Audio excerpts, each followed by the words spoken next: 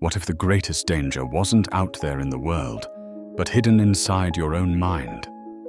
Carl Jung believed that the most destructive forces are not the enemies we meet in the outside world, but the unconscious patterns buried within us, patterns that can quietly take control of our lives. And the most chilling part? These traps often appear in people who look perfectly normal, even admirable. Today we're diving into the most dangerous Jungian traps in the human psyche, how to recognize them, how they quietly manipulate relationships, and why learning to see them in yourself may be the most important step toward real freedom.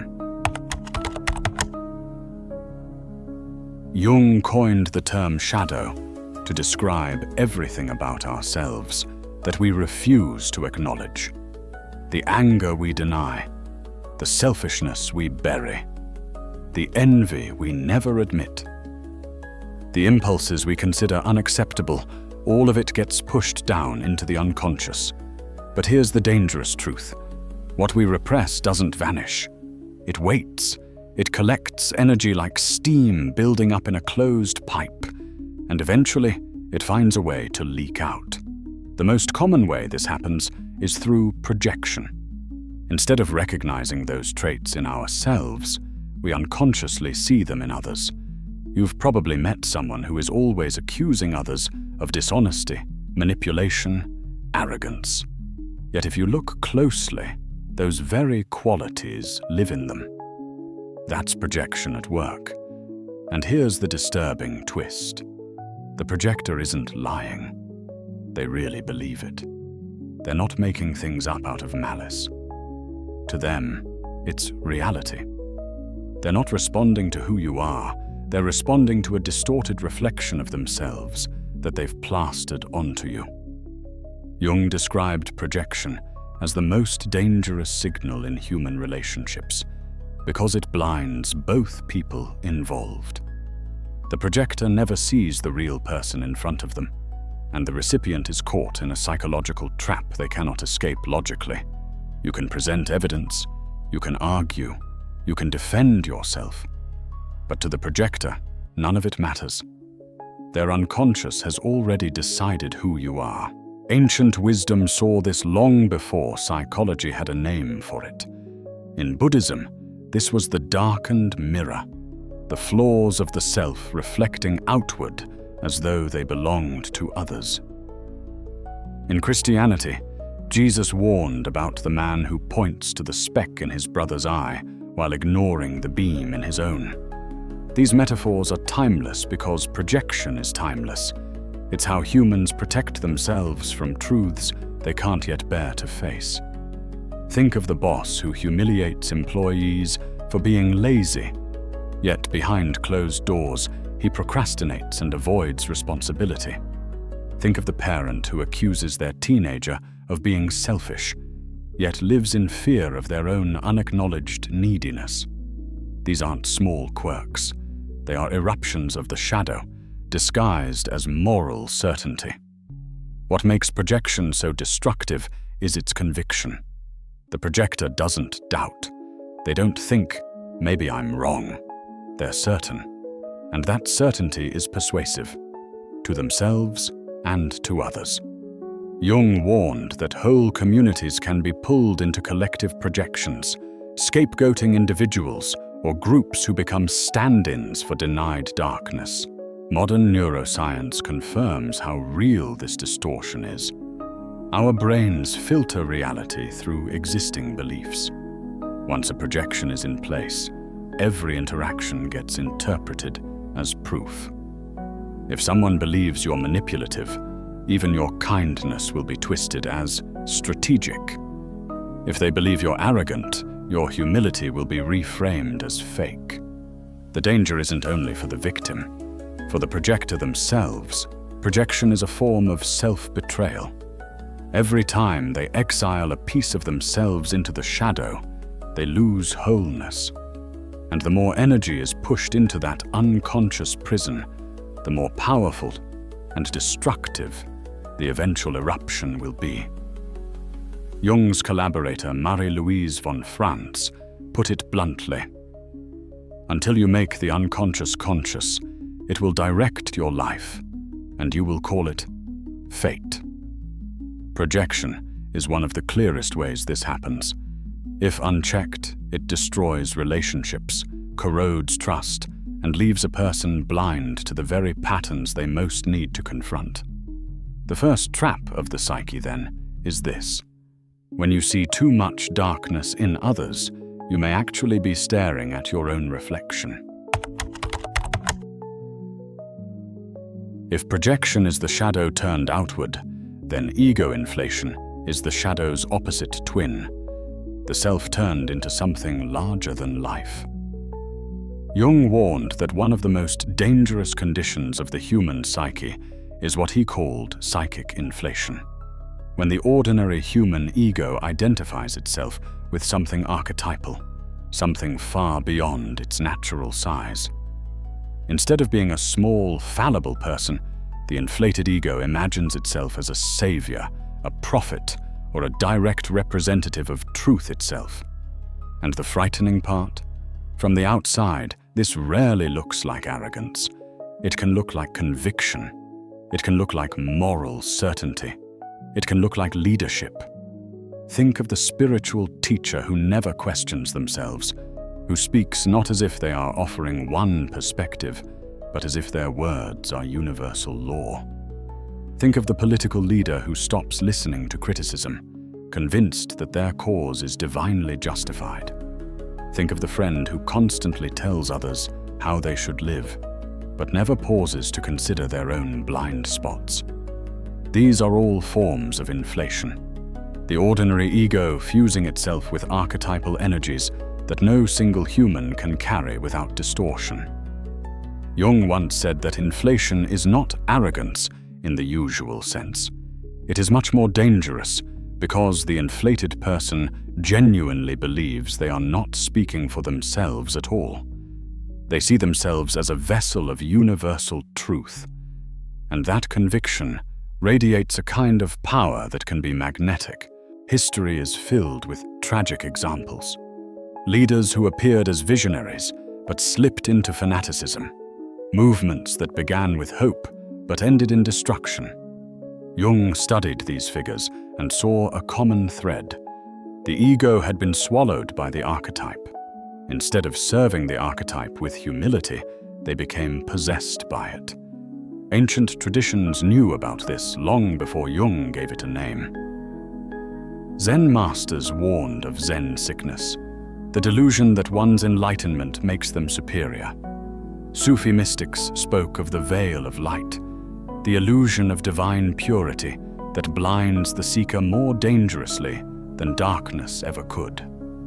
Meister Eckhart, the German mystic, cautioned against the trap of mistaking the self for God. All of them recognized the same danger. When humans confuse a fleeting glimpse of the divine with ownership of it, disaster follows. How can you recognize ego inflation? One of the clearest signals is the absence of doubt. Great sages, from the Buddha to Socrates, always admitted the limits of their knowledge. Inflation, by contrast, radiates absolute certainty. If someone never admits error, never questions their own motives, never entertains the possibility that they could be wrong, you are not speaking to a whole human being anymore. You are speaking to someone inflated with archetypal certainty. Another sign is how they handle opposition. To the inflated person, disagreement isn't just a difference of opinion, it's a betrayal of truth itself. Criticism is not information, it's heresy. This is why Jung called inflation one of the most terrifying traps. Because the inflated person doesn't see themselves as defending their ego, they see themselves as defending the cosmos, the good, the divine order. And here lies the real danger. Inflated people can be incredibly charismatic. Their certainty is contagious. In a world of confusion, their unwavering conviction feels like a lighthouse in the storm. But Jung warned that this is an illusion. The brighter the inflation, the darker the inevitable collapse. Because the psyche cannot sustain this state forever. When the ego identifies with something beyond its limits, the pressure builds. Sooner or later, the repressed aspects, all the doubts, the fears, the hidden flaws, come crashing back. The fall from inflation is brutal, not only for the person themselves, but for everyone drawn into their orbit. Marie-Louise von Franz described this collapse as psychological compensation. The unconscious always demands balance. If you rise too high in inflation, the fall will be just as deep. This is why some of the most public moral failures, the most shocking scandals, come from those who once seemed untouchably pure. And perhaps the most unsettling truth is this: inflation isn't limited to leaders or gurus. It lives in each of us. Every time we cling to the idea that we are unquestionably right, every time we silence the inner voice of humility, every time we make ourselves the hero of the story and cast others as villains, we step into the same trap. Jung believed that the antidote to inflation wasn't to suppress it, but to balance it with awareness. To remember that even in our brightest moments, we remain human, finite, flawed, and fallible. True wisdom does not speak with absolute certainty, but with humility. Because, as Jung put it, the greater the light, the greater the shadow. And if we mistake ourselves for the light itself, we blind ourselves to the shadow we inevitably cast. If projection blinds us to ourselves, and inflation blinds us with false light, then the persona is the mask that blinds everyone else. Jung borrowed the word persona from the masks of Greek theatre. The carefully crafted faces actors wore so the audience could recognize the role. But in psychology, the persona is not merely theatre. It is the social mask each of us wears to survive.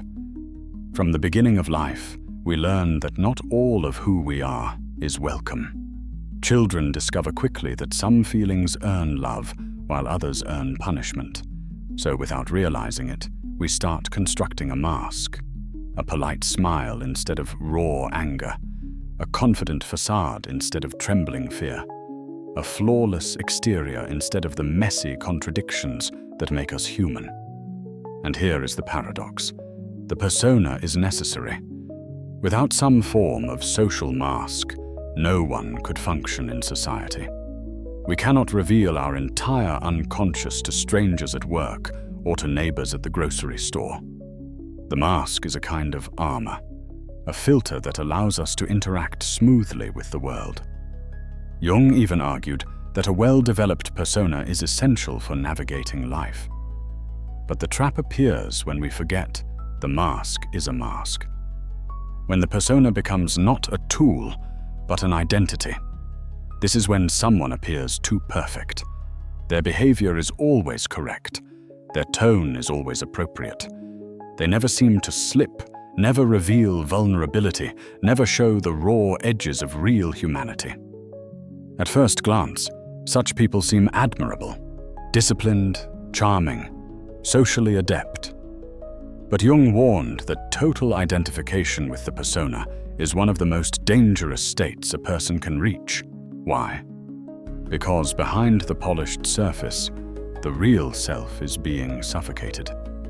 The messy, contradictory, irrational parts of the psyche do not disappear. They are simply forced underground, where they grow darker and more chaotic. The more rigid the persona, the more explosive the shadow behind it. Think about the stories we hear again and again. The community leader admired for integrity, suddenly revealed to have a double life. The celebrity adored for kindness, caught in a hidden scandal.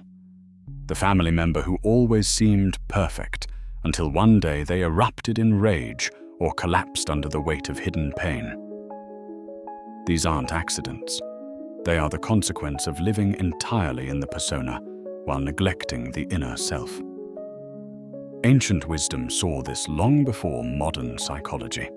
Taoist teachers warned against polishing the surface until the substance wears away.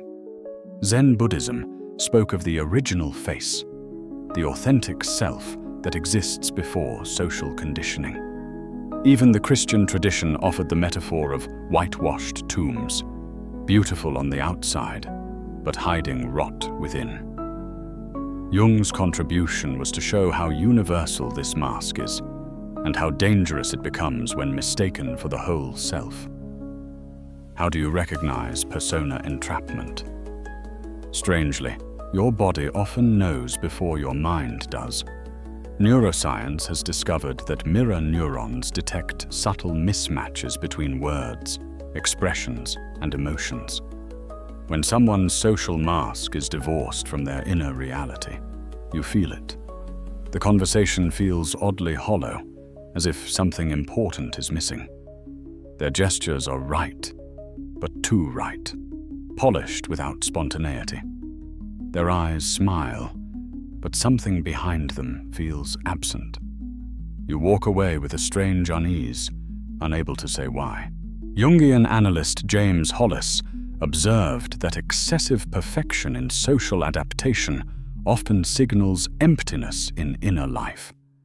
The smoother the mask, the more brittle the psyche beneath it. And this brittleness carries risk, because the repressed parts of the self will eventually demand release. Marie-Louise von Franz documented countless cases where people overly identified with the persona experienced sudden shadow eruptions, moments when all the rejected energy of the psyche exploded into destructive behavior. This is why those who seem most perfect are often capable of the most shocking acts. The mask does not eliminate darkness. It only hides it until it bursts. Jung was blunt. Complete identification with the persona is a betrayal of the self. It is sacrificing one's soul for the approval of others. And like all betrayals, the cost eventually comes due. But here's the most frightening part.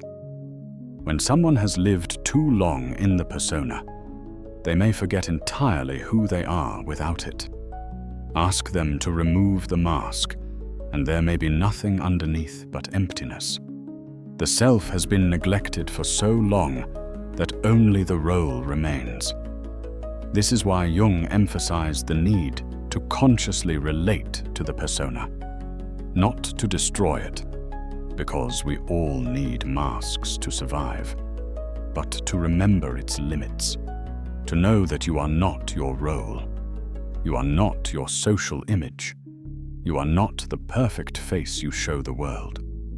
Because once the mask consumes the self, what remains is no longer fully human. It is a performance. And when the performance breaks, the shadow steps forward to claim the stage. Now we step into one of Jung's most unsettling observations. What happens when a person is no longer simply themselves, but becomes a vessel for something ancient, vast, and impersonal? Jung called this state archetypal possession. To understand it, we must revisit what archetypes really are. For Jung, archetypes are not just metaphors.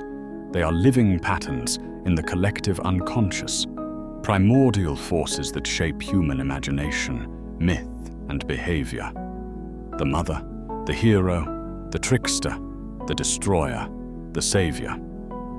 These figures are not inventions of the human mind. They are the scaffolding upon which the mind itself is built. They are universal, and they carry enormous psychic energy. Normally, these archetypes remain in the background, providing structure and meaning. But sometimes, under stress, trauma, or spiritual inflation, one of these forces surges up from the depths and takes over the conscious personality.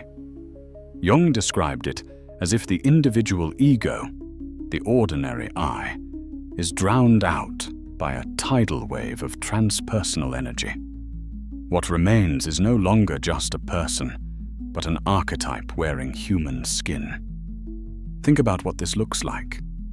Someone you know suddenly seems to change in their very essence. Their eyes seem brighter, their presence heavier, their speech more absolute. They speak not as themselves, but as if a voice larger than their own is moving through them. It can be inspiring or terrifying, and sometimes both at once. Traditional cultures understood this phenomenon deeply. Shamans warned of the danger of possession when rituals were not handled properly. Christian mystics spoke of the need to discern the spirits, to tell whether the force moving through a person was divine or destructive. Zen masters warned of states where students mistake archetypal visions for enlightenment. And in Sufi traditions, teachers described the veil of light, an intoxicating spiritual state more dangerous than darkness because it feels so radiant. The signs of archetypal possession are chillingly consistent.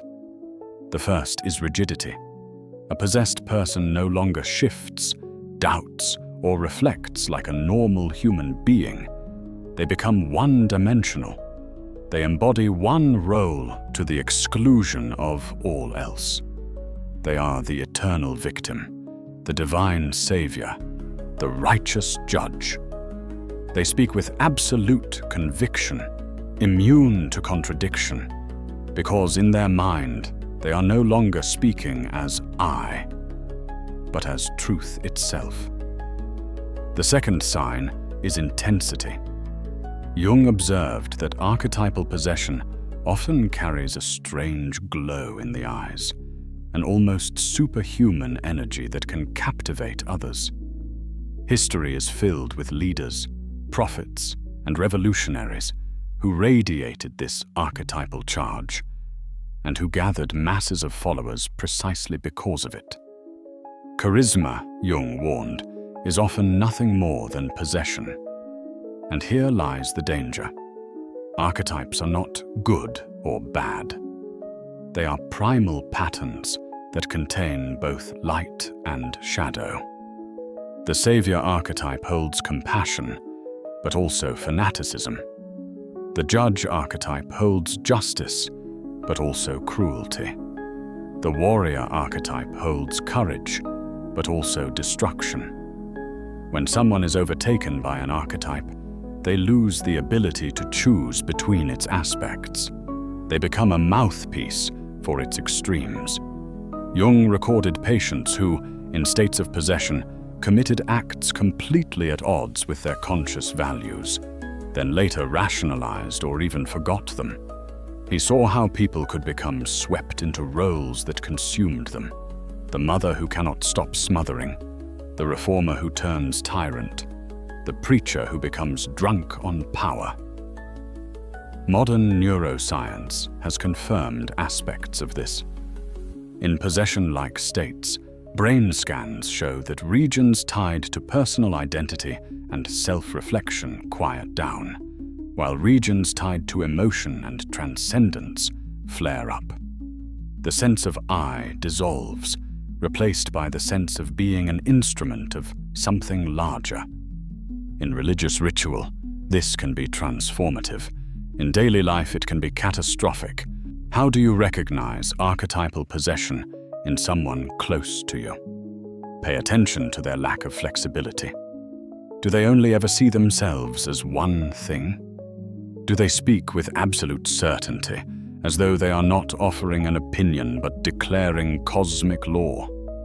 Do you sense that when you speak to them, you are not speaking to an individual, but to a role, a fragment of myth acting through them? Jungian analyst Robert Moore put it bluntly. When you encounter someone in archetypal possession, you are not talking to a whole person anymore.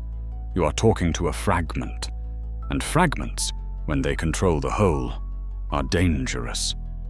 This is why mass movements are so often driven by archetypal possession. Jung himself watched in horror as whole nations fell into it. Individuals swept up by the archetype of the Führer, convinced they were serving destiny itself. The collective too can be possessed, and the more certain a leader appears, the more people are drawn into the current. The danger is not only external. Archetypal possession can happen to any of us. In moments of great passion, pain, or spiritual experience, we may feel ourselves swept away into something larger. For a time, this can feel like clarity, purpose, even divine guidance. But if we lose the ability to step back, if the archetype consumes us entirely, then we cease to be ourselves. Jung's warning was simple but severe. To be possessed by an archetype is to stop being fully human. It is to surrender reflection, doubt, and humility to forces that do not care about our individuality. And once the archetype takes hold, it does not release easily. Imagine watching a friend's life unfold and noticing the same painful story play out again and again, almost like déjà vu. They change partners, but end up betrayed in the same way. They switch careers, but face the same humiliation. They distance themselves from toxic people, only to meet new ones who hurt them in exactly the same fashion. At some point, you begin to realize, this is not coincidence. This is a pattern. Jung called this tragic loop the compulsion to repeat. And in his eyes, it was one of the most dangerous psychological signals a person could manifest. Why? Because it is not simply bad luck or poor judgment. It is the unconscious pulling the strings of a person's life, orchestrating situations so that unresolved wounds are reenacted over and over. The roots of this pattern lie deep in the psyche. Early trauma, unresolved conflicts or denied parts of the self, what Jung called complexes, take on a life of their own. They remain buried in the unconscious, but they are not silent. Instead, they demand expression. And because the conscious ego cannot face them directly, they are projected outward into relationships and events. The result is that life itself begins to stage the unfinished drama of the psyche. Psychoanalyst Christopher Bollas described these forces as the unthought knowns, experiences so early or painful that they were never processed consciously, yet continue to shape everything that follows. The person does not choose to repeat their suffering. They are compelled to. Ancient traditions recognized this long before psychology gave it a name. In Buddhism, karma originally meant not a cosmic reward and punishment system, but the chain of conditioned actions, the grooves of habit that keep us circling in the same suffering. In Christianity, the story of original sin can be seen symbolically as the inheritance of unconscious patterns that bind human lives. And in Jung's language, the unconscious rules until it is made conscious. His haunting phrase still echoes today. Until you make the unconscious conscious, it will direct your life, and you will call it fate. The signs of repetition compulsion are both subtle and obvious. You might notice someone repeatedly choosing partners who abuse them, employers who exploit them, or friends who betray them. Each time, they express shock. How could this happen again? As though life itself were conspiring against them. But from a Jungian perspective, it is not life alone. It is the psyche replaying what it cannot yet resolve. Even neuroscience sheds light here. Research shows that traumatic experiences lay down rigid neural pathways. The brain, shaped by early pain, expects the world to operate in certain ways, and unconsciously seeks out situations that confirm those expectations. It is not deliberate self-sabotage. It is the nervous system replaying what it knows.